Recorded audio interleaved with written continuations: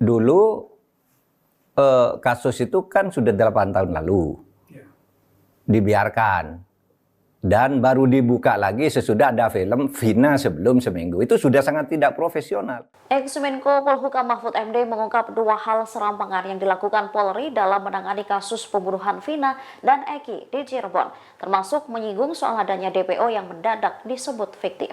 Hal serampangan pertama ialah saat Polri tiba-tiba kembali mengusut kasus kematian Vina dan Eki setelah adanya film.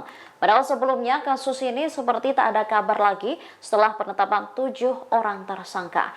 Namun setelah film Vina sebelum 7 hari viral, kepolisian dinilai baru bergerak lagi.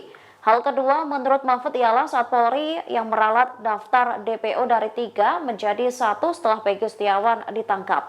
Padahal menurut Mahfud, 3 DPO itu merupakan dakwaan jaksa yang dicantumkan di putusan pengadilan dalam proses persidangan.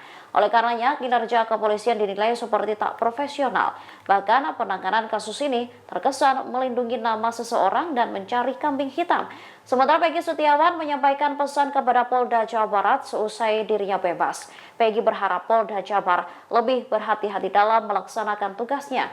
Lebih lanjut dikatakannya, ia meminta agar kepolisian dapat menuntaskan kasus pembunuhan Vina dan Eki. Harapan ini disampaikan Peggy pada Rabu 10 Juli.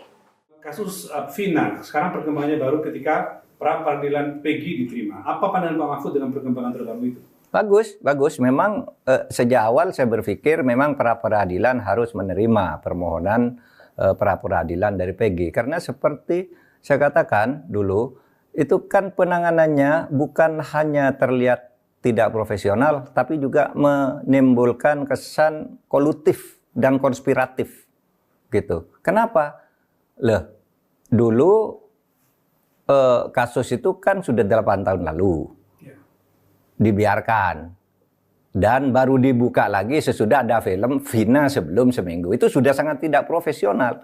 Yang kedua, dulu di dalam dakwaan jaksa yang kemudian juga disebut di dalam putusan hakim bahwa di dakwaan jaksa itu disebut ada 3 orang buron, kok tiba-tiba disebut hanya 1, katanya yang 2 fiktif.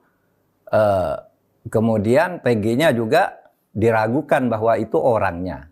Nah, oleh sebab itu daripada tidak jelas, lebih baik ya diputus. Tidak jelas kesalahannya, tidak jelas subjeknya maupun objeknya udah jelas yaitu pembunuhan Vina, tetapi subjek pelakunya kan tidak jelas kalau itu Peggy. Nah, di dalam prinsip hukum pidana itu ada adagium, lebih baik membebaskan 1000 orang yang bersalah daripada Anda menghukum 1 orang saja yang tidak bersalah. Itu sangat jahat menghukum orang yang tidak jelas kesalahannya. Oleh sebab itu saya tabik lah kepada hakim yang telah memutus pra-peradilan dengan berani, jujur, dan juga kepada pengacaranya yang gigih memperjuangkan Peggy. Hormat juga kepada Polda Jawa Barat yang sudah menyatakan menerima dan akan melaksanakan putusan pra-peradilan ini. Itu aja.